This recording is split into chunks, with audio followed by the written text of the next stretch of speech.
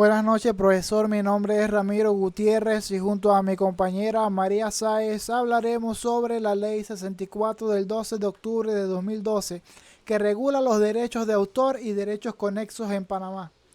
Esta ley está diseñada para fomentar el bienestar social y proteger los intereses tanto de los autores como de los derechos de los habitantes. ¿Cómo se hace el trámite de registro de obra? El trámite se hace ante la Dirección Nacional de Derechos de Autor del Ministerio de Cultura. Se hace únicamente de forma temática a través del envío de formulario y de la documentación necesaria al correo electrónico obrasautores@micultura.gov.pa. Para hacer un registro de obra, se debe de descargar de la misma página del Ministerio de Cultura. ¿Quién puede presentar la solicitud de registro de obra? O sea, ¿qué personas pueden presentar esta solicitud? Tenemos la persona natural que es mayor de edad, que el registro de obras en la República de Panamá puede ser solicitado directamente por el autor sin necesidad de un abogado. En caso de que quiera llevar a un abogado, entonces sí se le hace también con el abogado. El solicitud de registro de obra personal natural menor de edad deberá ser realizada por uno de sus padres o representante legal, adjuntando en formato PDF, formato de imagen, la cédula juvenil vigente por ambas caras. ¿Cómo puede presentar la solicitud de registro de obra? Por ejemplo, en el caso de la persona fallecida póstumo de una obra, se debe adjuntar certificado de defunción del autor con su timbre fiscal y cédula de solicitante, ambos en formato PDF o formato de imagen JPG. ¿Quién puede presentar la solicitud de registro? ¿Qué documentos se deben aportar?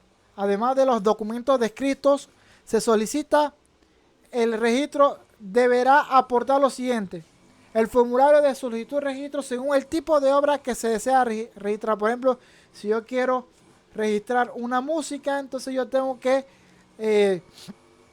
descargar el formulario de registro de obras musicales y escénicas. Si yo quiero, por ejemplo, un software que he creado, entonces tengo que darle clic en registro de programas de ordenador para descargar este formulario.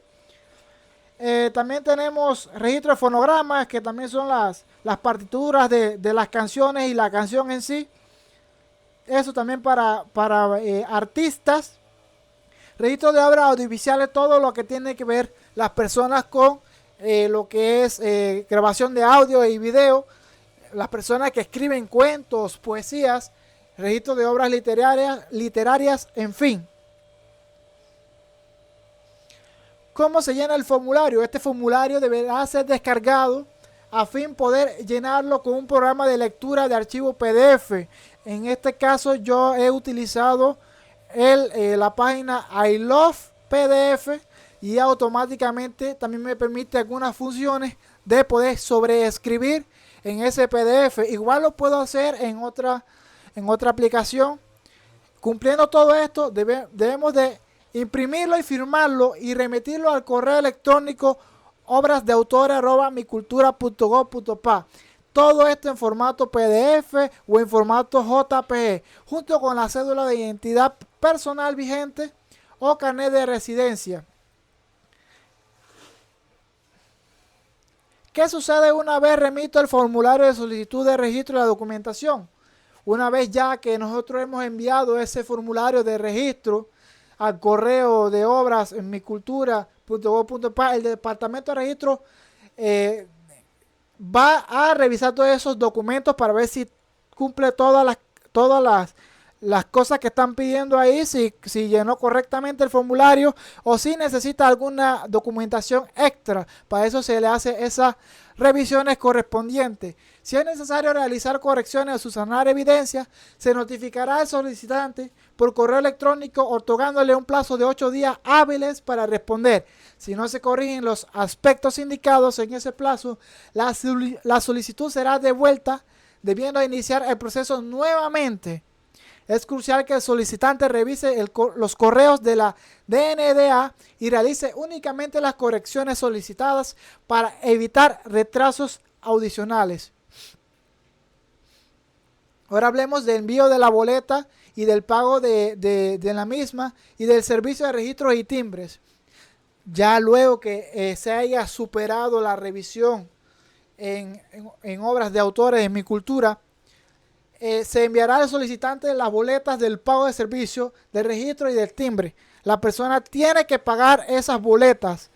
El autor, si es una persona natural, paga $5 y si es el titular de la obra, una persona jurídica, pagará $10.